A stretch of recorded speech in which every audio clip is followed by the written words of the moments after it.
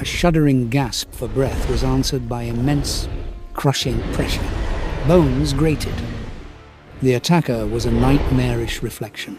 The same stocky, powerful legs, the same rough, pebbled hide.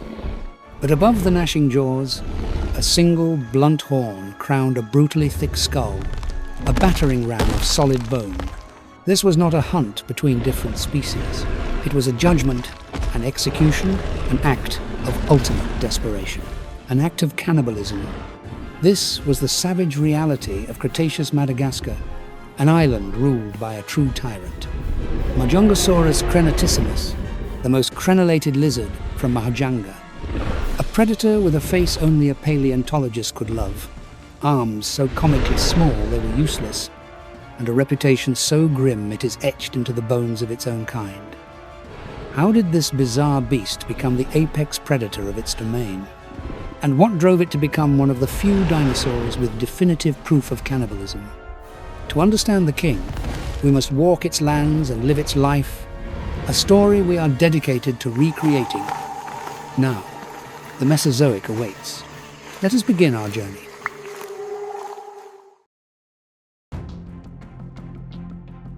"70 million years ago, on the island continent of Madagascar, the land held its breath. The earth of the Maivarano Formation was a mosaic of deep, sun-baked cracks, a parched floodplain awaiting the relief of the wet season. Here, buried in a shallow scrape of sandy soil, a clutch of eggs lay incubating under the relentless Cretaceous Sunday. Life stirred within one, a tiny, specialized tooth, an egg tooth, pushed against the inner wall. A crack appeared, then another, until a small, wet snout broke through into the glaring, ochre-colored world. Our Majungasaurus had hatched. It was a fragile, awkward creature, no larger than a modern turkey, all gangly legs and oversized eyes. Its downy protofeathers, a speculative coat for insulation, did little to ward off the world's immediate dangers. The air, thick with dust and the scent of dry vegetation, carried sounds that instinct, deep and ancient, already recognized as threats. This was not a lush, primeval jungle. It was a semi-arid landscape of vast, open plains, punctuated by stands of hardy conifers, ferns, and strange, swollen-trunked trees. In the distance, the long necks of Repetosaurus, a resilient titanosaur, moved like slow-motion cranes against the horizon. They were the island's architects, their passage shaping the very ground our hatchling now stood upon. Its first moments were a blur of sensory overload. The oppressive heat, the scuttling of insects, the low hiss of a giant snake, Madsoya, moving through the sparse undergrowth. Danger was everywhere. A shadow passing overhead could be an avian predator. A ripple in a nearby muddy pool could be the colossal prehistoric frog, Beelzebufo, whose gape was wide enough to swallow a hatchling whole. But the greatest shadow, the one that saturated the air with a palpable sense of dread, belonged to its own kind. An adult Majungasaurus, driven by the gnawing hunger of the dry season, would not distinguish between a small lizard and a stray hatchling from another's clutch. The first survival lesson was simple: stillness. To blend in with the mottled earth and sun-dappled shade was to cease to exist. The second was to follow movement, the hulking shape of a parent that offered a zone of relative safety. The parental bond is a matter of scientific debate, but for a creature born into such a hostile world, some measure of protection seems a vital necessity. Perhaps it was a guttural call, a low rumble that guided the clutch, teaching them to stay close. Then, a change. The wind shifted, carrying a new scent. Damp earth, petrichor on a continental scale. The sky, once a merciless white glare, bruised to a deep grey. The first drops of the monsoon fell, each one exploding in the dust like a miniature crater. Within days, the world transformed. The cracked plains drank deeply, and a tide of green washed over the landscape. Dormant life erupted. The hunt for our young Majungasaurus was not yet a matter of takedowns and pursuits, but of seizing sudden opportunity. It snapped at giant insects flushed from their burrows, snatched at unwary lizards, and learned the intoxicating taste of meat. It watched its parent, a walking mountain of muscle and bone, ambush a juvenile sauropod that had strayed from the herd, learning the brutal calculus of energy expended versus calories gained. It had survived the crucible of birth.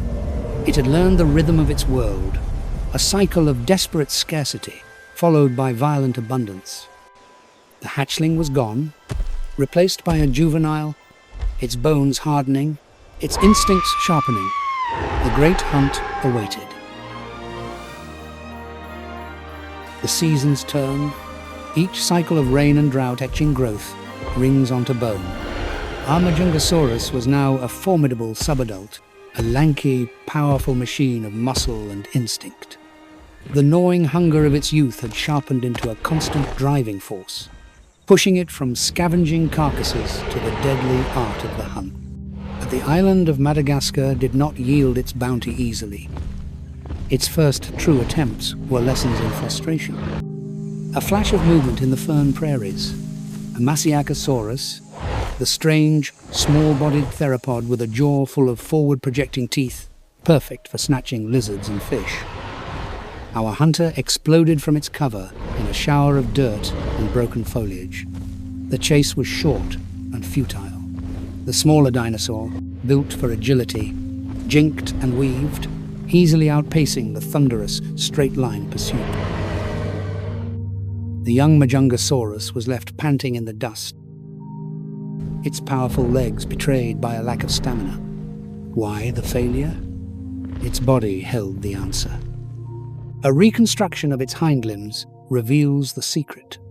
The femur, the thigh bone, is significantly longer than the tibia, the shin bone. This is not the ratio of a marathon runner, but of a powerlifter. It was an anatomy built for explosive acceleration over short distances, the quintessential design of an ambush predator. Its power was immense, but finite. The lesson was learned. Raw power was useless without strategy. Days were spent in stillness, observing.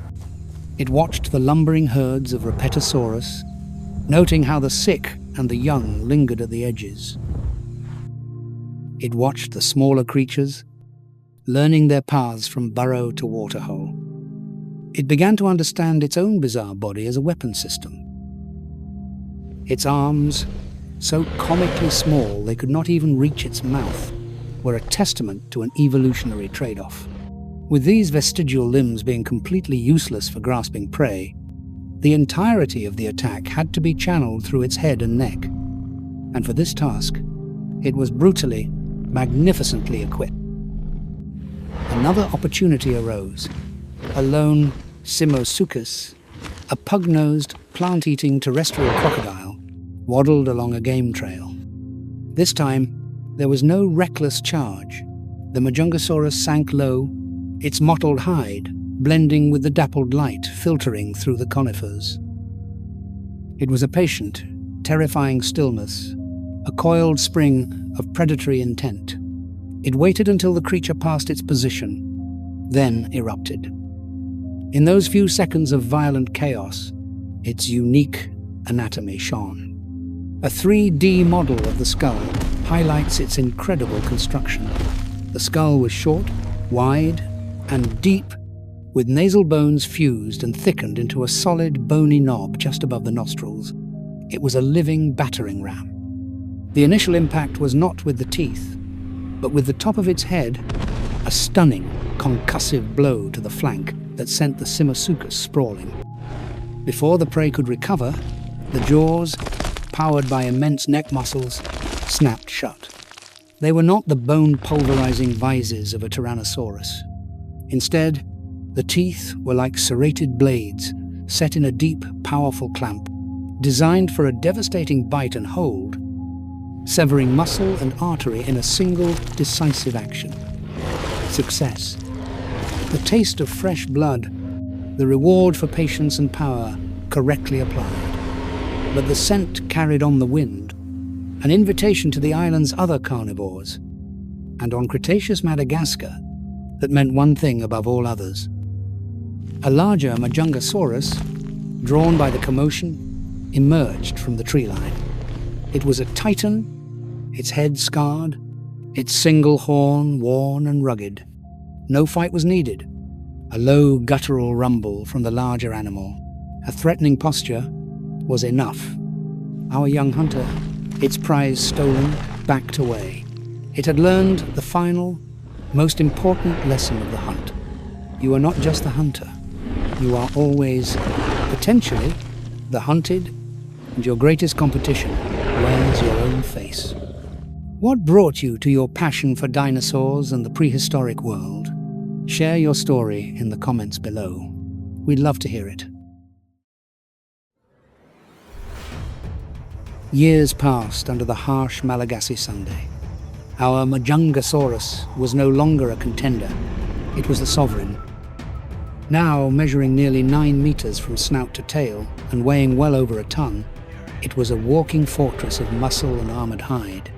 Its skin was a roadmap of healed scars, each a testament to a challenge met and overcome. The single horn on its skull, once a subtle nub, was now a thick, gnarled boss of bone, a crown befitting its station.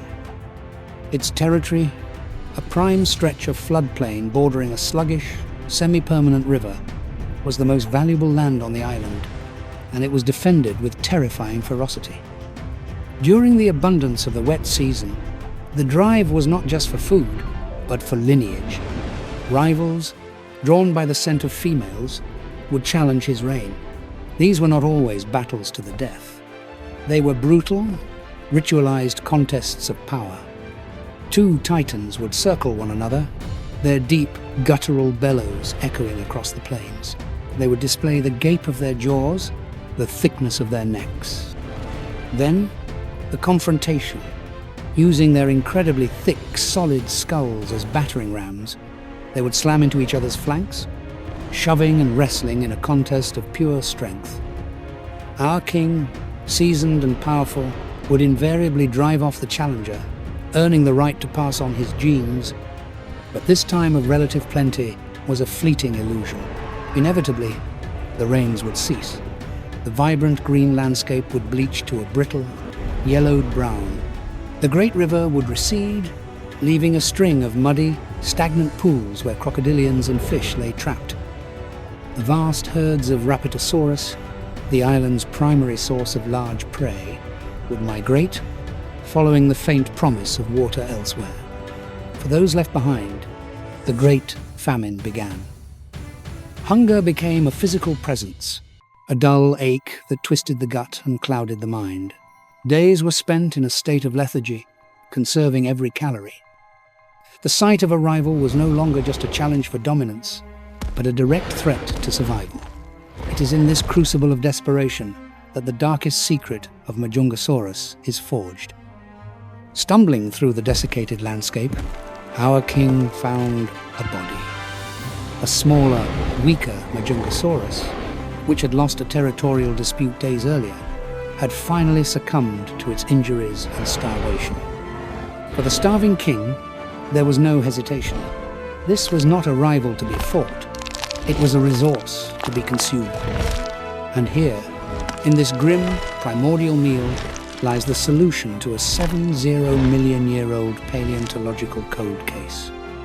In the fossil beds of the Majungasaurus Formation, scientists have unearthed numerous Majungasaurus bones.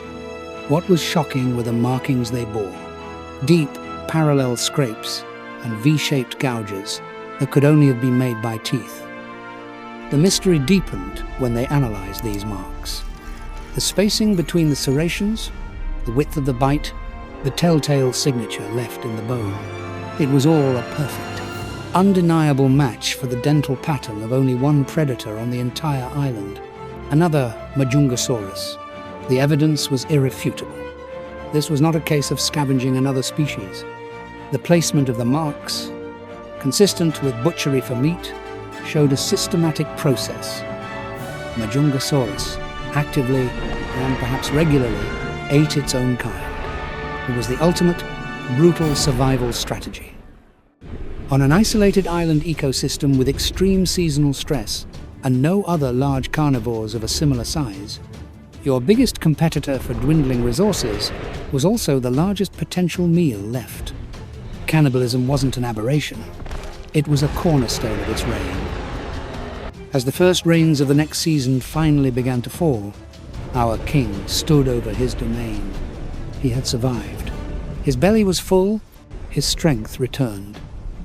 He had proven his dominion not just over the lesser creatures of his world, but over his own kind in the most absolute way possible. His throne was not merely figurative. It was a throne built on a foundation of bone, the bones of his enemies, his prey, and his own species. No ruler reigns forever. The relentless turning of the seasons had worn down the king. His movements were slower, burdened by the ghosts of old injuries. His charge, once an unstoppable explosion, was now a fraction slower. His reactions, once lightning fast, were now a breath delayed. He was still a formidable sight, a living monument of scarred hide and bone, but the shadow of his decline was lengthening. The dry season came again, as it always did, bringing with it the familiar pangs of hunger and the tense, desperate quiet of a dying land. And with it came a challenger, a young bull in his absolute prime, radiating the brutal confidence our king once had. He was larger, faster, and unburdened by years of accumulated damage. The old king saw his own past in the eyes of his rival, and he knew this was his final test. Driven by an instinct as old as life itself, he accepted the challenge. The battle was not the prolonged, ritualized contest of his youth. It was a short, violent collision of past and future. The old king's experience allowed him to land a heavy blow, but he could not sustain the onslaught.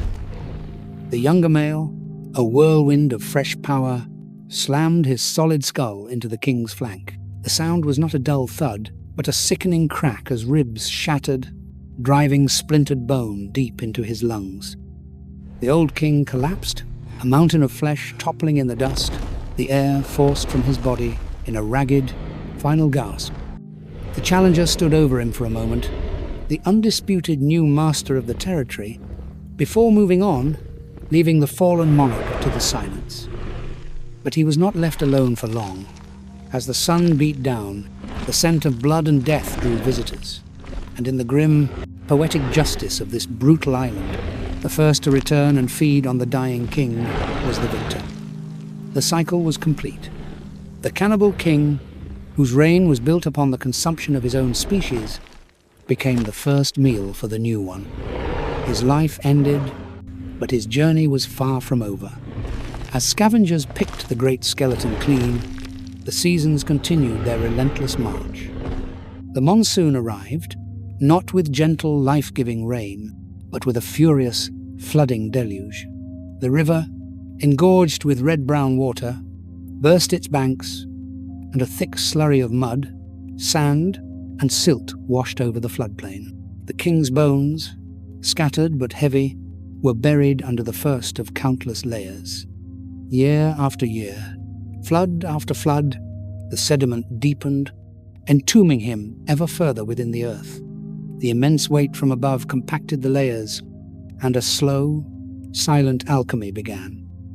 Groundwater, rich with dissolved minerals, percolated through the sediment, seeping into the microscopic pores of the bones. Molecule by molecule, the original calcium and phosphate were replaced by harder, more permanent minerals like calcite and silica. The flesh was gone, the life was gone, but the shape, the very structure of the king, was being cast in stone. Millennia bled into millions of years. The climate changed. The very continent of Madagascar drifted. The landscape above transformed beyond recognition. And then, 70 million years after his last breath, the patient, persistent forces of wind and erosion began to reverse the process, stripping away the layers of rock. A tiny fragment of fossilized bone, impossibly ancient, was once again exposed to the sun, glinting in the light until it was spotted by the keen eye of a paleontologist. The pickaxe and the brush replaced the flood and the scavenger, and the cannibal king was slowly, carefully brought back into the world. To recreate this journey spanning millions of years, we've studied a vast amount of material. If you appreciate that effort, please leave a like to support the team. The bones, now resting under the sterile lights of a museum laboratory, are all that remain of the cannibal king. They are no longer the framework of a living, breathing predator, but a silent testament written in stone. And they tell a story far more complex than simple savagery. The life of Majungasaurus crenatissimus offers us a profound and unsettling window into the brutal realities of evolution within a closed system. The fossil record, with its chilling evidence of systematic cannibalism, reveals an animal pushed to the absolute limits of survival by the unforgiving seasonal cycles of its island home.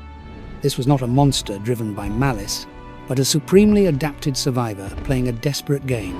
When the rains failed and the prey vanished, the most viable source of calories was the one competitor it could not outrun or ignore: its own kind. This grim strategy ensured that the strongest individuals would endure the famine, allowing the species as a whole to persist through the harshest of times. The fossils of Majungasaurus are therefore invaluable, providing one of the clearest and most dramatic examples of how extreme environmental pressures can shape behavior, proving that in the ruthless calculus of survival, anything that leads to the next generation is a viable solution. Its individual life, from the fragile hatchling to the scarred tyrant, was a singular epic of struggle and dominion that raged for decades before being silenced. The fact that its story can be told at all, pieced together from mineralized clues buried for 70 million years, is a miracle of preservation. Its bones are the final, silent testament to a reign of brutal necessity, a savage epic from an age when a king's greatest enemy and ultimate salvation was its own reflection. If you believe that every fossil holds a great story waiting to be told, join ancient rulers on our journey to bring these legends to light. Subscribe to help us honor these forgotten rulers. And don't forget to suggest a king you want to see resurrected next in the comments below.